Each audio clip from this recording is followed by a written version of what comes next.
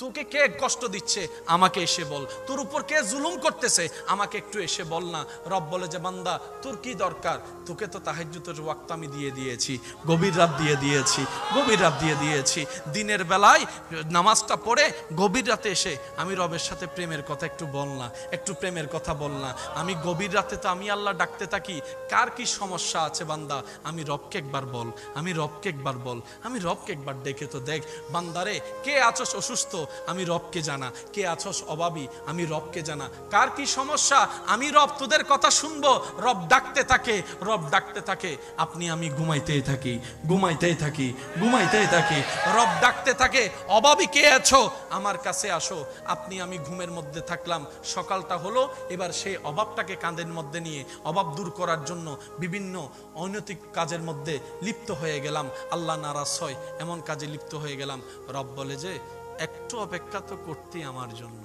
এই অপেক্ষাটার নামই হচ্ছে সবর, এই অপেক্ষার নামই হচ্ছে ধৈর্য। এই জায়গায় গিয়ে আমরা মার খেয়ে ফেলছি। রব সবাইকে দিয়েছেন, দিচ্ছেন, দিবেন, মাঝে মধ্যে দিতে একটু লেট করে, দেরি করে কেন? আল্লাহ তুমি চাইলে তো দিতে পারো। রব বলে যে আমি দিতে পারি, কিন্তু এখন দিলে তুই রাখতে জানবি না, সেজন্য দিব না। বলেন না সুবহানাল্লাহ। আমার মাইকের আওয়াজ শুনতেছেন এরকম অনেক মা বাবা আছে, আজকেই ছেলে মেয়েকে আইফোন কিনে দিতে পারে এমন টাকা আছে।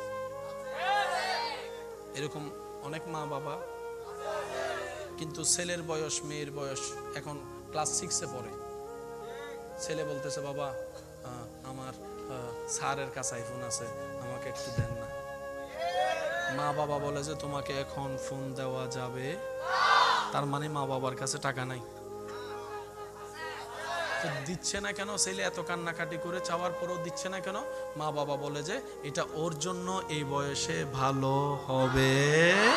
ঠিক তেমনি ভাবে রবও আমাদেরকে কিছু কিছু নিয়ামত দিতে একটু দেরি করে, যেন আমরা সেটাকে উপযুক্ত সময় পেতে পারি। ওই উপযুক্ত